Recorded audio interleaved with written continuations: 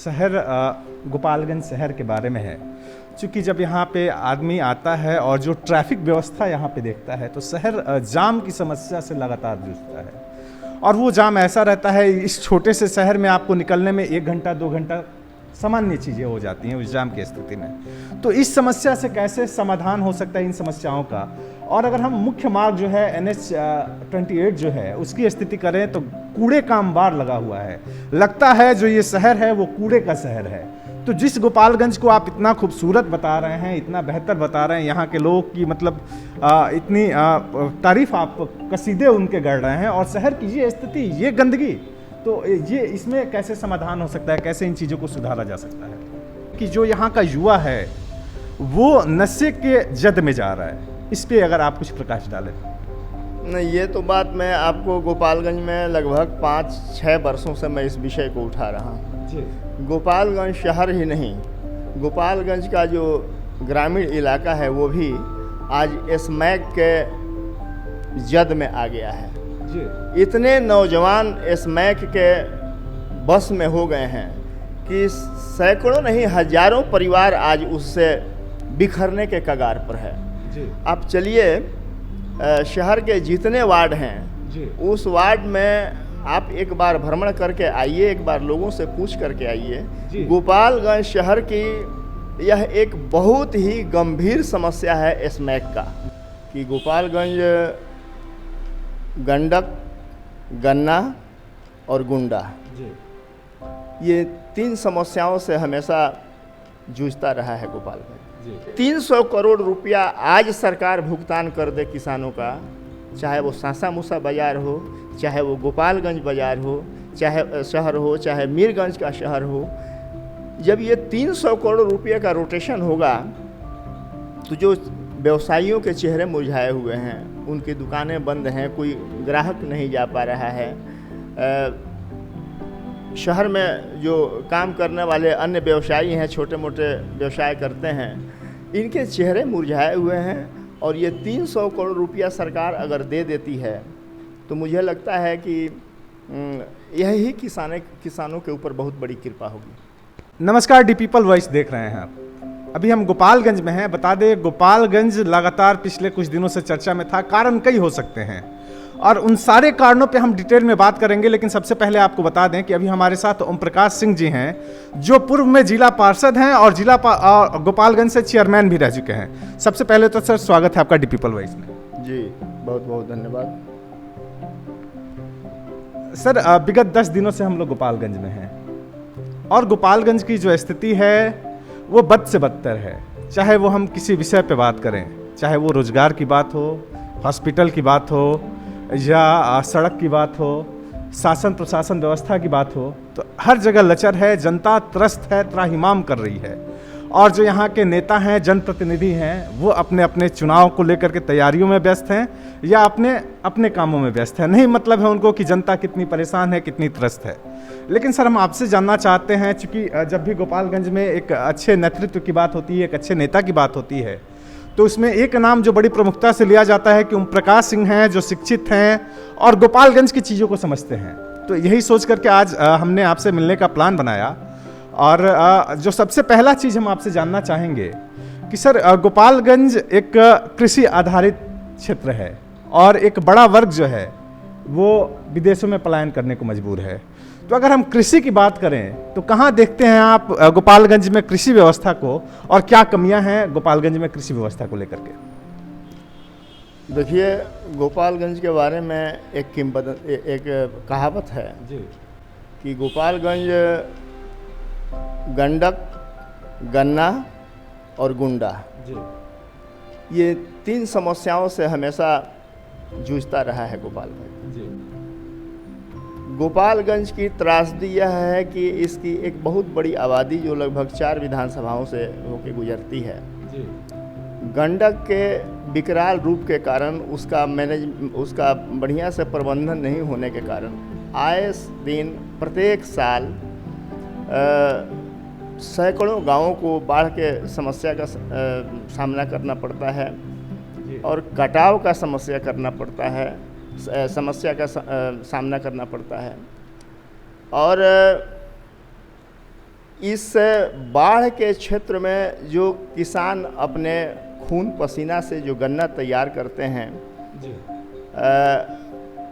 उसका तो एक बड़ा ख़राब प्रभाव पड़ता है किसानों के आर्थिक स्थिति पर। जी।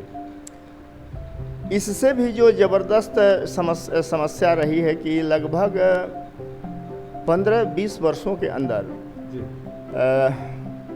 लगभग 15 किलोमीटर का कटाव ये नदी कर ली, जिस पर गन्ने का उत्पादन होता था। अरबों रुपए का गन्ना होता था। और शायद गन्ने के उसी स्थिति को देखते हुए यहाँ पर बहुत पुराने समय में भी यहाँ पर 4-4 गन्ना मिल यहाँ पर बने। एक मीरगंज का शुगर फैक्ट्री जो अपने ज़माने का नामी गिरामी फैक्ट्री था, सरकारी उदासीनता के परिणाम स्वरूप वो बंद हो गया। Vishnu sugar factory, Sidhwalia sugar factory और सांसा मूसा शुगर फैक्ट्री यहाँ के इकोनॉमी का यह आधार रहा है। और अपराधियों का बोलबाला यहाँ पर बहुत रहा, जिससे लोगों का जीवन बड़ा हमेशा डर, आतंक, भय के वातावरण में रहता था। तो ये जो 3 समस्याएं हैं, गन्ने का, गंडक का, यहाँ के गुंडा का, इस पर कोई कार्य योजना अब तक सरकार की नहीं बनी। इन 3 समस्याओं से गोपालगंज के लोगों को छुटकारा मिल सके, इसके लिए किसी भी सरकार ने अभी तक बढ़िया काम नहीं किया, जिसके वजह से यहाँ के लोगों के जीवन स्तर भी जो जिस स्तर से उठना चाहिए वो नहीं उठ रहा है। आर्थिक स्थिति भी इनकी खराब होती जा रही है। तो मैं तो इसका दोष सरकार के अदूरदर्शितापूर्ण नीति को ही मैं दूंगा। सर, अगर गन्ने की बात होती है तो सुनने में आता है कि गोपालगंज के जो किसान हैं वो गन्ना का भुगतान नहीं होने की वजह से भी बहुत परेशान हैं। इससे बड़ा दुर्भाग्य गोपालगंज के गन्ना किसानों के लिए कुछ नहीं होगा। और इस तरह के अच्छे स्वभाव के किसान भी पूरे देश में कहीं नहीं मिलेंगे। जितना शोषण होता है यहाँ के किसानों का, सांसा मूसा शुगर फैक्ट्री है जो लगभग 5 वर्षों से गन्ना किसानों का बकाया रखे हुए है। जी। विष्णु शुगर फैक्ट्री है, यह भी हमको लगता है कि अभी तक मुश्किल से 40% का भुगतान कर सकी है। सिद्धवलिया शुगर फैक्ट्री में भी 40 से 45% का भुगतान हुआ है। आज स्थिति यह है कि सरकार ढोंग करती है कि हम किसानों के लिए ये कर रहे हैं, किसानों के लिए ये अनुदान दे रहे हैं। किसान यहाँ पर भीख नहीं मांगता है सरकार से। जी। सरकार अगर वास्तव में किसानों के प्रति संवेदनशील है और किसानों के हितों को प्राथमिकता में रखती है, तो मैं पिछले महीने में भी और उसके पूर्व के सालों में भी कई बार मैं इन समस्याओं को लेकर के आंदोलन किया। 300 करोड़ रुपया गन्ना किसानों का इन तीनों फैक्ट्रियों में, और एक फैक्ट्री है उत्तर प्रदेश में प्रतापपुर, जहाँ पर भी गोपालगंज के किसानों का गन्ना वहाँ पर गिरता है। जी। और मीरगंज जो फैक्ट्री रही है उसमें जो 90 में वो फैक्ट्री बंद हुई, 89-90 में, उसके बाद भी हजारों किसानों के बकाए हैं। और मैंने पता किया था तो ये मुझे पता चला था कि सरकार ने उसमें कुछ पैसे भी उनके भुगतान के लिए दिए हैं। लेकिन अब उस समय का पर्ची किसानों का कहीं इधर उधर हो गया है। कोई पर्ची है भी तो उस पर प्रिंटिंग उसकी मिट गई है। अब ये आधार बना करके उनका पेमेंट नहीं हो रहा है, तो ये तो किसानों का दोष नहीं है, किसानों का कसूर नहीं है। तो अगर सरकार ईमानदार है, बाढ़ में लाखों की आबादी पीड़ित है, आप एक मुट्ठी चिवड़ा बांटते हैं, आप मोमबत्ती बांटते हैं, हर किसान, कोई ऐसा किसान नहीं होगा जिसका 50,000 से कम मिल में होगा। जी। आज वो भुगतान किसानों को कर दिया जाए तो सरकार पर वो किसान आश्रित नहीं रहेंगे।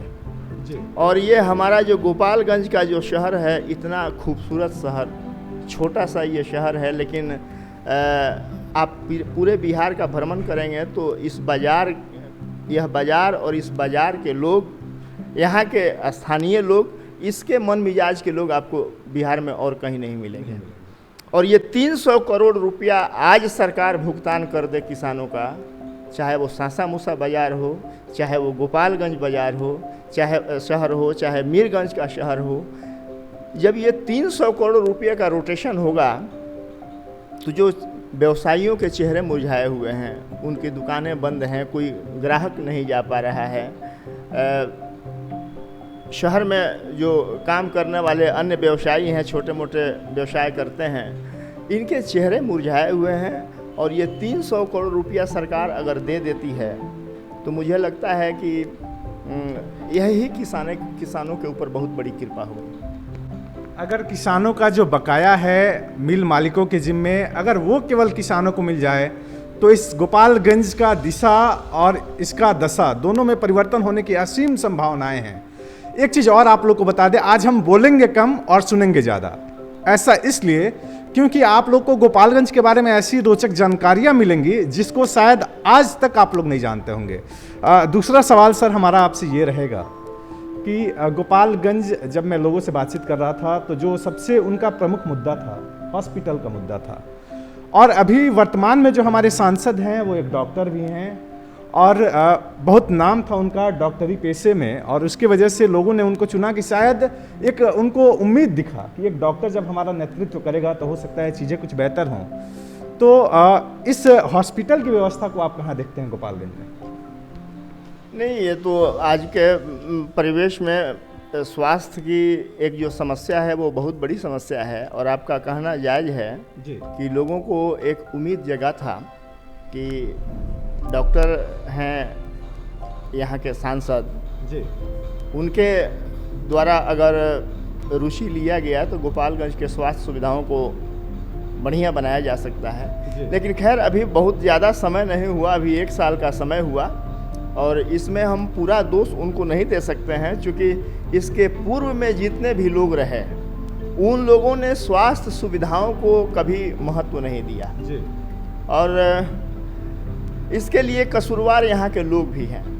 जो लोग सिर्फ वोट देना जानते हैं जी, लेकिन जब समय आता है चुनाव का तो वो अपने जनप्रतिनिधियों से इन महत्वपूर्ण क्षेत्रों में क्या काम किया गया जी, और क्या होना चाहिए था, इसका सवाल जवाब लोग नहीं करते हैं। और मुझे बड़ा कष्ट हो रहा है इस बात को कहते हुए कि गोपालगंज में जो नेतृत्व है जी, उसके पीछे कोई, उसके सामने कोई विजन नहीं है, कोई दृष्टिकोण नहीं है कि हमें गोपालगंज को इस तरह से बनाना चाहिए, गोपालगंज के स्वास्थ्य सुविधाएं कैसे बेहतर से बेहतर हो जाए।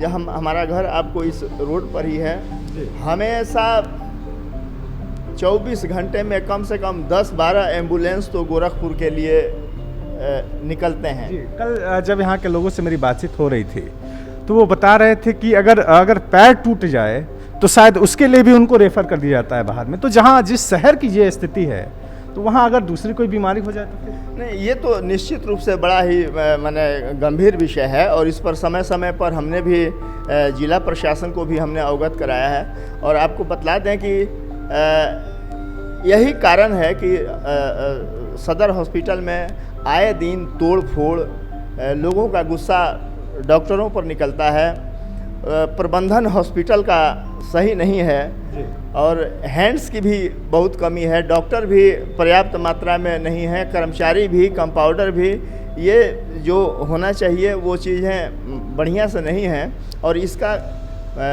मलाल यहाँ के लोगों को है कि हम लोग हमेशा अपने प्रतिनिधि को और रूलिंग पार्टी को, विशेष करके जो 15 साल से नीतीश जी हैं, उनको भी यहाँ के लोगों ने दिल खोल करके वोट दिया। लालू जी थे, उनको भी यहाँ के लोग दिल खोल के वोट देते थे। लेकिन दोनों ही सरकारों में के समय में गोपालगंज की यह समस्या जस की तस रही, उसका कोई समाधान नहीं हो पाया। समस्या यथावत है, नेताजी आए और चले गए। तीसरा चीज़ सर हम आपसे पूछना चाहेंगे कि गोपालगंज में रोजगार की क्या संभावनाएं हैं? देखिए, गोपालगंज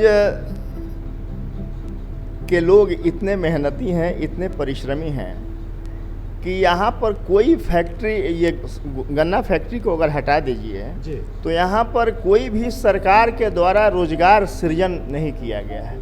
उसके बावजूद भी इन लोगों ने अपने पुरुषार्थ पर भरोसा किया, अपने पौरुष पर भरोसा किया, चाहे गुजरात हो, चाहे मुंबई हो, चाहे कोलकाता हो, चाहे अरब हो, गल्फ कंट्रीज़ हो, वहाँ पर जा कर के इन लोगों ने गोपालगंज के इकोनॉमी को बहुत मजबूत किया है। जनसंख्या के हिसाब से अगर आप देखिएगा तो पूरे बिहार में विदेशों से सबसे ज़्यादा पैसे आपको गोपालगंज में आते हैं जी। ये बतलाता है कि यहाँ के लोग अपने काम के प्रति कितने गंभीर हैं। लेकिन इस सब के बावजूद भी यह जो कोरोना की महामारी आई और इसमें जो गोपालगंज के लोगों को बेबस और लाचारी के स्थिति में मुंबई से, दिल्ली से, गुजरात से भागते हुए और यहाँ पर आते हुए जब हम लोगों ने देखा तो एक मन में बात हुई कि जहाँ के लोग जा कर के पंजाब को खुशहाल किए हुए हैं, जहाँ के लोग जा कर के दिल्ली को इतना खुशहाल किए हुए हैं, जहाँ के लोग जाके मुंबई के इकोनॉमी को इतना मजबूत किए हुए हैं, आज अगर यह बेसिक चीज़ें गोपालगंज में हुई रहती, सिवान में हुई रहती, छपरा में हुई रहती, तो यहाँ के लोगों के अंदर प्रतिभा की कमी नहीं है जी, बस अवसर की कमी है। और ये अवसर तो सरकार को देना है जी, और सरकार को उस तरह का माहौल पैदा करना है। इस दिशा में सरकार ने कोई काम नहीं किया जिसके वजह से गोपालगंज के लोग यहाँ रोजगार पा सकें। रोजगार के नाम पे कुछ भी नहीं है। एक चीज़ लेकिन सर आपसे जानना चाहेंगे, जब से प्रधानमंत्री मोदी सेंटर में आए, उन्होंने PMEGP योजना जो पहले से लागू थी, तो कहा गया कि इसके माध्यम से जो यूथ है, यूथ को फोकस करके उसको रोजगार सृजन का अवसर दिया जा रहा है। तो गोपालगंज में युवाओं की क्या स्थिति है? क्या यहाँ पे जो PMEGP है या और सारे जो गवर्नमेंट्स ने स्कीम निकाले उसके फ़ायदा यहाँ के यूथ को नहीं मिल रहा है? यूथ की क्या स्थिति है गोपालगंज?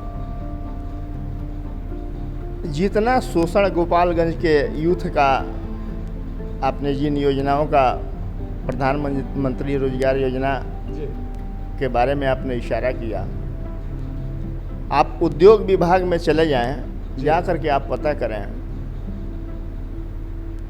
250, 300, 400, 500 एप्लीकेशन को जिसके कलेक्टर अध्यक्ष होते हैं उस कमेटी के, DDC उसके सचिव होते हैं, तमाम बैंकों के जो मैनेजर हैं वो उसके मेंबर होते हैं।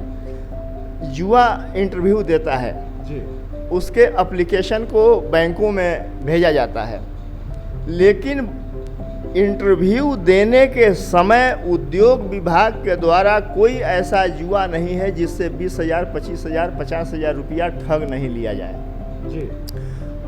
उसके बाद जब वो एप्लीकेशन जब पास करके और बैंकों को दिया जाता है तो बैंकों की स्थिति यह है कि 100% में मात्र 5% लड़कों को लोन मिलता है, और वो भी कब? जब उससे जो सब्सिडी उसमें मिलता है, जब बैंक मैनेजर उससे बात करता है कि तुम 10% दे दो, 15% दे दो, तब तुम्हारा लोन किया जाएगा जी। मतलब बैंकों का जो सिस्टम है लोन देने का वो इतना कठिन बना दिया है कि नौजवान लोन लेने, एक तो नौजवान लोन लेने जाना नहीं चाहता है जी, और चला भी गया और उसको अगर लोन मिल भी गई तो उसका इतना शोषण हो जाता है कि वो काम करने की जो उसकी मंशा होती है वो बहुत घट जाती है, और जिस चीज़ के लिए उसको लोन लेकर के काम करना है वो उसमें सफल नहीं हो पाता है। यूथ की भी अगर बात करें तो आपने देखा बड़ी बेबाकी से इन्होंने बताया कि यूथ की क्या स्थिति है, कैसे उनका शोषण किया जाता है बैंकों के द्वारा, उद्योग विभाग के द्वारा, जो प्रधानमंत्री का स्कीम चला हुआ है, जो अन्य सारी स्कीम है जिसके अंतर्गत रोजगार सृजन की गारंटी देती है केंद्र सरकार, उसकी ये स्थिति है। सर एक चीज़ जो बहुत मेजर मेरी जानकारी में आया गोपालगंज के विषय में कि जो यहाँ का युवा है वो नशे के जद में जा रहा है, इस पर अगर आप कुछ प्रकाश डालें। नहीं, ये तो बात मैं आपको गोपालगंज में लगभग 5-6 वर्षों से मैं इस विषय को उठा रहा हूँ। गोपालगंज शहर ही नहीं, गोपालगंज का जो ग्रामीण इलाका है वो भी आज स्मैक के जद में आ गया है जी। इतने नौजवान स्मैक के बस में हो गए हैं कि सैकड़ों नहीं हजारों परिवार आज उससे बिखरने के कगार पर है। आप चलिए शहर के जितने वार्ड हैं उस वार्ड में आप एक बार भ्रमण करके आइए, एक बार लोगों से पूछ करके आइए। गोपालगंज शहर की यह एक बहुत ही गंभीर समस्या है स्मैक का। और रवि रंजन जी यहाँ पर एसपी थे, उनसे भी मेरी बात हुई थी। वर्तमान में एसपी हैं, उनसे भी बात हुई थी। एक दो और एसपी से भी बात हुई थी, यहाँ के एसडीपीओ से, यहाँ के नगर के जो इंस्पेक्टर हैं उनसे।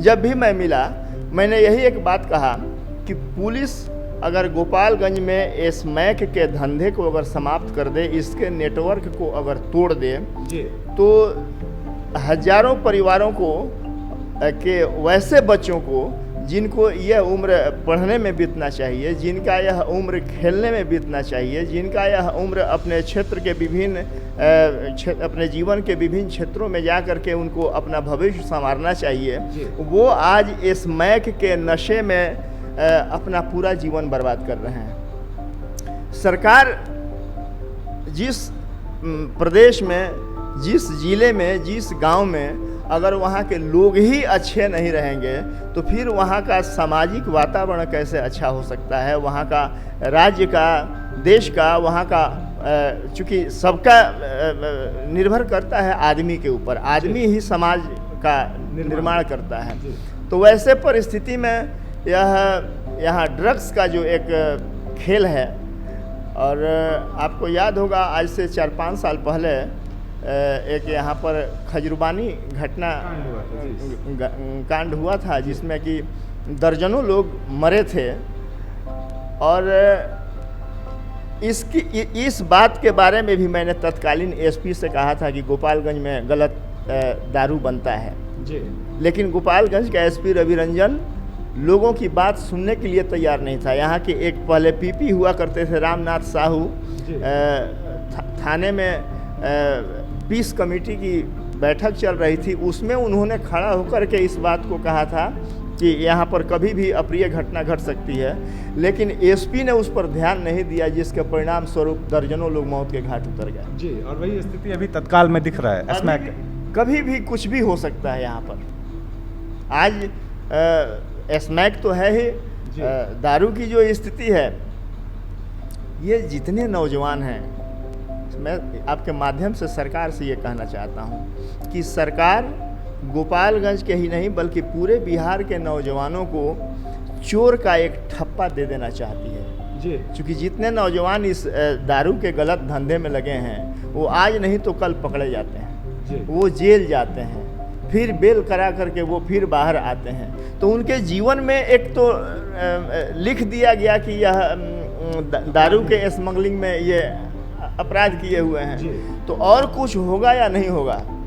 गोपालगंज के जितने बेरोजगार युवक हैं, सरकार के इस निकम्मी आबकारी नीति के वजह से वो भविष्य में अपराधी और चोर के रूप में उनकी पहचान उनके गांव में होगी। नीतियां सरकार बनाती है और उन नीतियों का खामियाजा अगर बिहार के और ख़ास तौर से गोपालगंज के यूथ को भुगतना पड़े तो ये बेशक ही निंदनीय है कि सत्ता के परम सीट पे बैठे हुए लोग अपने हित के लिए, अपने राजनीतिक फायदे के लिए कोई नीति बनाते हैं और उसका जो दुष्परिणाम है वो गोपालगंज के युवाओं को भुगतना पड़ता है। सर, क्राइम की क्या स्थिति है गोपालगंज में? क्राइम लगातार सुनने को मिलता है कि कभी इस गुट से कभी उस गुट से लगातार ऐसी आपराधिक घटनाएं होती रहती हैं, इसके ऊपर आपका क्या कहना है?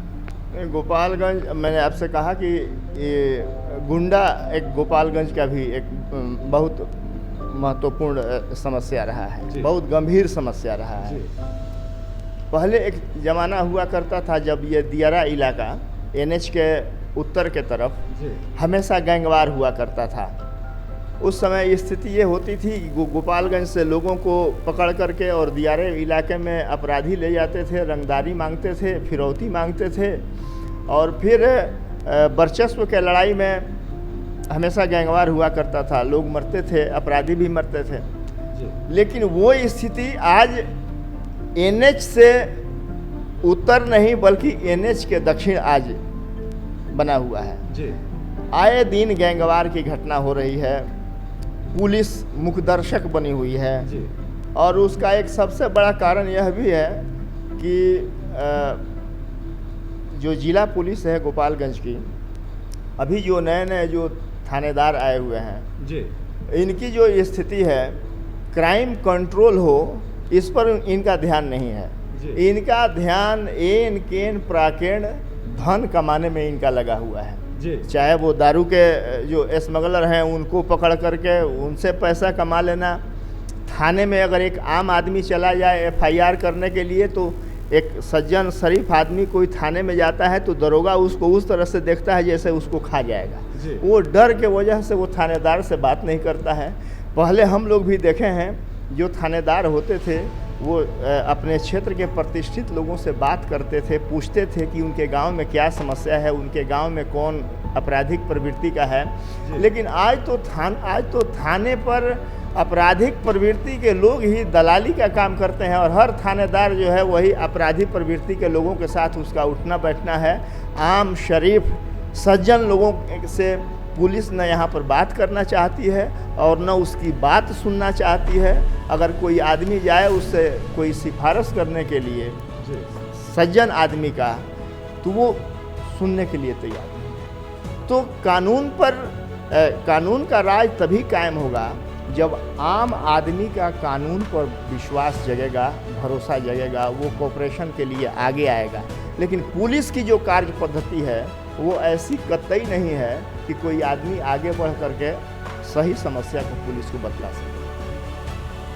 सर, हमारा जो आखिरी सवाल आपसे होगा शहर गोपालगंज शहर के बारे में है। क्योंकि जब यहाँ पे आदमी आता है और जो ट्रैफिक व्यवस्था यहाँ पे देखता है तो शहर जाम की समस्या से लगातार जूझता है और वो जाम ऐसा रहता है, इस छोटे से शहर में आपको निकलने में 1 घंटा 2 घंटा सामान्य चीज़ें हो जाती हैं उस जाम की स्थिति में। तो इस समस्या से कैसे समाधान हो सकता है इन समस्याओं का? और अगर हम मुख्य मार्ग जो है NH 28 जो है उसकी स्थिति करें तो कूड़े का अंबार लगा हुआ है। लगता है जो ये शहर है वो कूड़े का शहर है। तो जिस गोपालगंज को आप इतना खूबसूरत बता रहे हैं, इतना बेहतर बता रहे हैं, यहाँ के लोग की मतलब इतनी तारीफ आप कसीदे उनके गढ़ रहे हैं और शहर की ये स्थिति, ये गंदगी, तो ये इसमें कैसे समाधान हो सकता है, कैसे इन चीज़ों को सुधारा जा सकता है? देखिए, शहर के बारे में जो आप बात कर रहे हैं जी, हम लोग सुनते हैं कि जो IAS होता है वो बड़ा तेज ब्रेन का होता है। दुर्भाग्य गोपालगंज का यह है कि मैं कम से कम आधे दर्जन IAS लोगों को मैं जानता हूं जो कलेक्टर होकर के गोपालगंज में आए। जी। काम तो करना है उन्हीं को, जी। उनके जो मातहत जो लोग हैं उन्हीं के माध्यम से काम होना है। लेकिन आप अगर 1 साल पहले अगर आए होंगे जी, तो यहाँ पर एक DM हुआ करते थे राहुल कुमार, जो अभी पूर्णिया। हाँ जी। जो कचहरी रोड आप जाते हैं उसमें आपको याद होगा कि लगभग 4 फीट उस सड़क को उन्होंने इंक्रोच करवा दिया था। वहाँ पर बाउंड्री बैरिकेटिंग उन्होंने करवा दिया था। जब गोपालगंज शहर की आबादी 15 से 20 हज़ार हुआ करती थी तो सड़क लगभग 40 फीट चौड़ी थी। जी। और ये IAS महोदय जब आज गोपालगंज की आबादी लगभग 1.5 लाख के आसपास में है तो उस सड़क को 35 फीट इन्होंने कर दिया। जी। तो अगर जिले का जो मुख्य कर्ता धर्ता है उसके पास ही अगर कोई विजन नहीं हो तो आम आदमी क्या करेगा? और ये सड़क आप देखिए, यहाँ जो आप जहाँ मेरे पास बैठे हुए हैं यहाँ से आगे चलिए बंजारी, यहाँ से बीच में क्या बोलते हैं उसको, डिवाइडर। आप देखिए कि डिवाइडर आकर के यहाँ पर ख़त्म हो गया है। जबकि इस डिवाइडर को पोस्ट ऑफिस चौक होते हुए, घोष मोड़ होते हुए इसको RR चौक निकलना चाहिए। तो लगभग 50 मीटर डिवाइडर उधर RR चौक से बन गया है और 50 मीटर डिवाइडर इधर बन गया है और शहर का मेजर पार्ट छोड़ दिया गया है। और ये और इसमें कलेक्टर का ही हाथ है, तत्कालीन कलेक्टर का ही हाथ है। जब वो इसमें सक्षम नहीं हो पाया तो अब ठेकेदारों के कहने पर या किन परिस्थिति में उन्होंने डिवाइडर को वहीं पर छोड़वा दिया जी।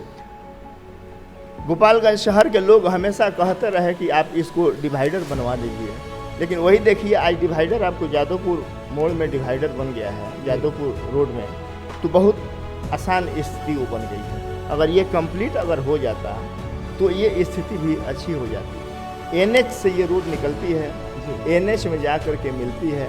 अब एक NH 85 है जो आपको थावे से आ कर के उसको बंजारी में उसको मिलना है। ये काम पिछले कई वर्षों से ये आके रुका हुआ है। अगर वो NH 85 को NH 28 में अगर मिला दिया जाए तो शहर में बड़े गाड़ियों का एंट्री रुक जाएगा। जिसको गोरखपुर जाना है वो अब थावे से निकल के वो चला जाएगा, जिसको बैकुंठपुर के लोग हैं वो सीधे निकल के चले जाएंगे। लेकिन अब यहाँ के जो विधायक हैं जी, उनके वजह से आप NH 28 का काम यह रुका हुआ आप देख रहे हैं जी। यह NH 28 east and west corridor के नाम से जानी जाती है, जो सामरिक दृष्टिकोण से भारत और चाइना के युद्ध को देखते हुए 65 में इस सड़क का निर्माण हुआ था जी। और यह east and west corridor Atal Bihari Vajpayee का जो ड्रीम प्रोजेक्ट था चतुर्भुज लेन का जी, उस समय 2004 में 5 में इसका टेंडर हुआ था। आज 2020 है जी। आज तक यह NH 28 इसको जो आप बथना कुटी से और मिर्ज़ापुर तक जो है उसको NH 28 सेक्शन 9 उसको जाना जाता है। तो इस सेक्शन 9 का जो काम है ये 20 वर्षों से आज तक उसी तरह से पड़ा हुआ है। जब इसको बनना भी था जी, हमने इसके लिए जा कर के जंतर मंतर तक हमने आंदोलन किया था। एक PCL कंपनी पहले यहाँ पर काम करती थी, वो भाग गई। इस पर लगभग 500-550 लोग मौत के घाट उतर गए इस NH पर सड़क दुर्घटना में। ऑस्कर फर्नांडिस को हमने ज्ञापन दिया। हम लोगों की लड़ाई का परिणाम ये हुआ कि इसका रीटेंडर हुआ। रीटेंडर हुआ तो एक पुंज लाइट कंपनी आकर के इसको कराई। अब ये काम कंप्लीट हो रहा था तो यहाँ के स्थानीय विधायक ने लिख करके दे दिया गडकरी साहब को, यह एलिवेटेड बनना चाहिए जी। तो DPR पहले तो बना था ओवर ब्रिज वहाँ पर अंडरपास जादवपुर बना करके उसको आगे करने के लिए। हालांकि हमको जो सूचना है गडकरी साहब ने उस समय यहाँ के विधायक को कहा भी था कि जो काम है उसको पहले हो जाने दो, फिर यह एलिवेटेड भी बनेगा जी। लेकिन विधायक के एक अदूरदर्शितापूर्ण पत्र के वजह से दर्जनों लोग मौत के घाट उतर गए हैं, बंजारी से लेकर के और RR चौक। आए दिन दुर्घटना होती रहती है। आए दिन दुर्घटना होती रहती है। जाम की तो स्थिति यह है कि NH का नाम सुन करके ही लोगों का दिमाग में बहुत बड़ा तनाव हो जाता है कि NH पर कैसे आदमी जाएगा। तो हमको लगता है कि इन यहाँ के जो प्रतिनिधि हैं उनका बहुत बड़ा योगदान है इन परिस्थितियों को लाने में। किसी भी क्षेत्र का जो जनप्रतिनिधि होता है उस क्षेत्र के विकास में कहीं ना कहीं उसका योगदान सर्वप्रथम होना चाहिए। और जब वो एक विजन रखेगा, एक सोच रखेगा, तभी उस क्षेत्र का जो संपूर्ण विकास संभव है। लेकिन सर गोपालगंज की स्थिति थोड़ी सी भिन्न है। गोपालगंज शहर जो इतना छोटा शहर है और ये कूड़ों में तब्दील है, तो गोपालगंज के सौंदर्यीकरण के लिए क्या किया जा सके कि गोपालगंज थोड़ा सा सुंदर हो। और चूंकि एक बीचों बीच जो एक नदी निकली है छोटी सी, तो अगर उसका अगर कोई समुचित अगर विकास किया जाए जिससे यहाँ के लोगों को फायदा मिले। और ये क्यों ये सारी चीज़ें नहीं हो पाई? क्या यहाँ का जो नेतृत्व था वो असक्षम था?